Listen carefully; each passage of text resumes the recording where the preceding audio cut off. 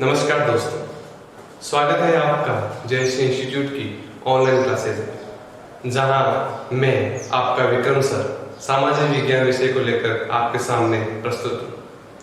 हमारे पिछले वीडियो में 10th क्लास जो कि आरबीएसई बोर्ड में के द्वारा संचालित है, उसके कुछ वीडियो आपके सामने अपलोड कर दिए गए हैं। आपकी जो ऑनलाइन क्लासेज है, जिसका जो उद्देश्य है शिक्षा आप तक पहुंचाना, वो कार्य निरंतर हमारे द्वारा चलाया जा रहा है। लेकिन जब तक आप उनका वीडियो देखेंगे नहीं, नोट्स उतारेंगे नहीं और रिवीजन नहीं करेंगे, तब तक हमारी ये जो मेहनत है वह किसी काम की नहीं। तो मेरा बार बार आपसे निवेदन है, आपको एक प्रकार से कह सकते हैं टीचर के रूप में आदेश है कि जो भी वीडियो दिए गए हैं उनको अपने कॉपी में नोट्स उतारें, उनका बार बार रिवीजन करें, बुक से मिलान करें और उनको याद करें। क्योंकि अगर जब तक हम पढ़ा रहे हैं और आप पढ़ नहीं रहे हैं, तो दोनों तरफ से अगर तालमेल सही नहीं बैठेगा तो हमारी जो मेहनत है वो किसी काम की नहीं है। जो कुछ भी किया जा रहा है आप सबके लिए ही किया जा रहा है। तो हम पढ़ रहे थे क्लास 10 के चैप्टर नंबर 2 संघर्षकालीन भारत 1206 से लेकर 1757, जिसमें हमने पढ़ा दिल्ली सल्तनत के बारे में, जिसमें गुलाम वंश के सारे शासकों के हम पढ़ लिए। उसके बाद में खिलजी वंश के जलालुद्दीन अलाउद्दीन खिलजी दोनों पढ़ लिए। उसके बाद में जो शासक आता है, जो वंश आता है आगे, वह है तुगलक वंश। तो तुगलक वंश का शासनकाल रहता है 1320 से लेकर 1414 तक। इसमें मैं पहले बता सकूं, यहां से लेकर यहां तक 3 शासक हुए। गयासुद्दीन तुगलक, मोहम्मद बिन तुगलक, फिरोज शाह तुगलक। वेरी मोस्ट, जिस प्रकार से खिलजी वंश में थे 2 शासक, गुलाम वंश में थे 4 शासक, मोस्ट जो आपके सिलेबस में है, आपकी बुक में है। नेक्स्ट है गयासुद्दीन तुगलक 1320 से 1325। पहले भी बार बता चुका हूं।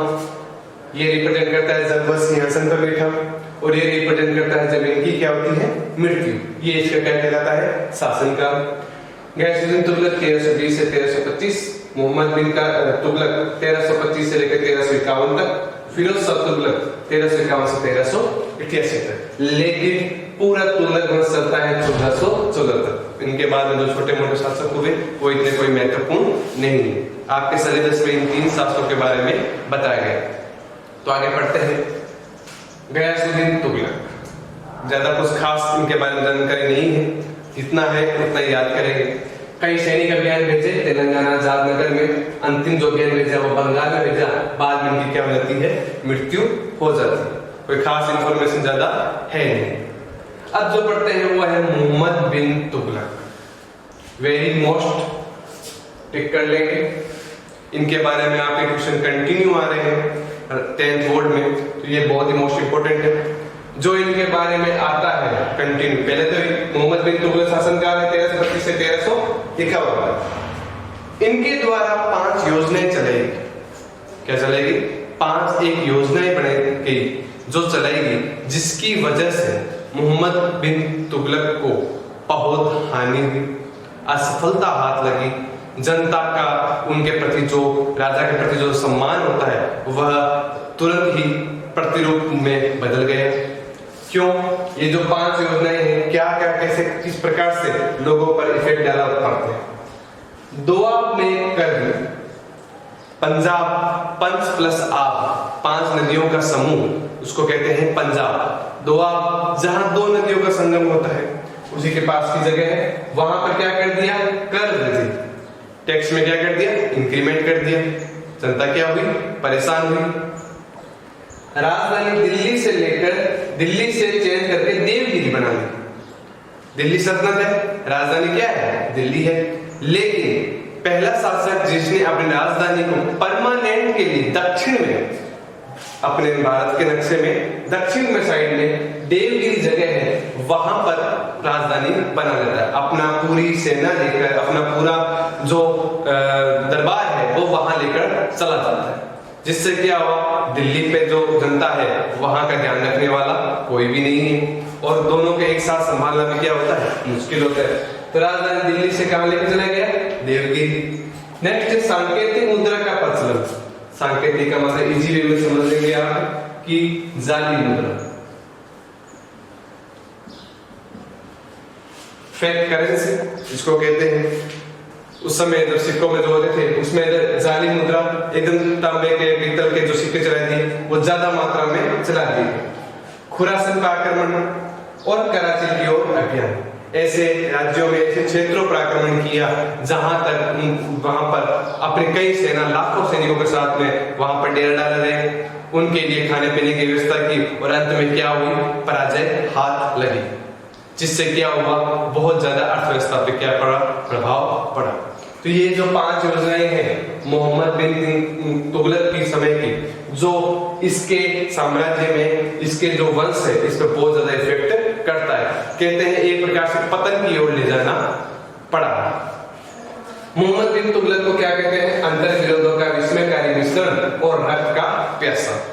1 नंबर का वेरी शॉर्ट क्वेश्चन बन सकता है, क्योंकि मैंने पहले भी कहा इस चैप्टर से 5 नंबर के क्वेश्चन बनेंगे, इसमें 4 नंबर का शॉर्ट क्वेश्चन। शॉर्ट में भी मोहम्मद बिन तुगलक के बारे में इंफॉर्मेशन आ सकती है, 5 योजनाओं के नाम लिखिए। दूसरा वेरी शॉर्ट में अंतर विरोधों का विस्मयकारी मिश्रण और रक्त का प्यासा किस व्यक्ति को कहते हैं, तो मोहम्मद बिन तुगलक। एक और मोस्ट क्वेश्चन है, मोरक्को का यात्री इब्ने बतूता 1333 में भारत आया। किनके शासनकाल में आया, मोहम्मद बिन तुगलक 1333 में, और 1342 में राजदूत बनाकर इसको कहां भेजा, चीन भेजा। किसको भेजा, इब्ने बतूता को। कहां का यात्री है, मोरक्को का है। किससे शासनकाल में भारत आया, मोहम्मद बिन तुगलक में। किसी भी प्रकार से क्वेश्चन बन सकता है, जो क्वेश्चन जरूरी है, जो इंपॉर्टेंट है, वो उसी प्रकार से नोट कराया जाएगा और आप नोट करेंगे। तो ये वेरी मोस्ट क्वेश्चन है, क्योंकि आगे भी इसी प्रकार से कुछ यात्री हैं जो मुगल काल में भी आएंगे, तो ऐसे ऐसे क्वेश्चन बढ़ते जाएंगे, मैटर बढ़ता जाएगा।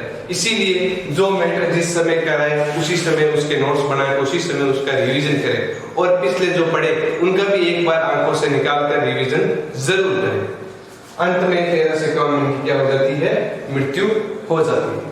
तो आज हमने पढ़े गयासुद्दीन बिन तुगलक और मोहम्मद बिन तुगलक, जिनमें हमने पढ़ा मोहम्मद बिन तुगलक है, इनकी 5 योजनाएं जो असफल रहती है, जो महत्वपूर्ण योजनाएं थी, और फिर इब्ने बतूता जो एक यात्री है मोरक्को का, वो इनके शासनकाल में भारत आता है।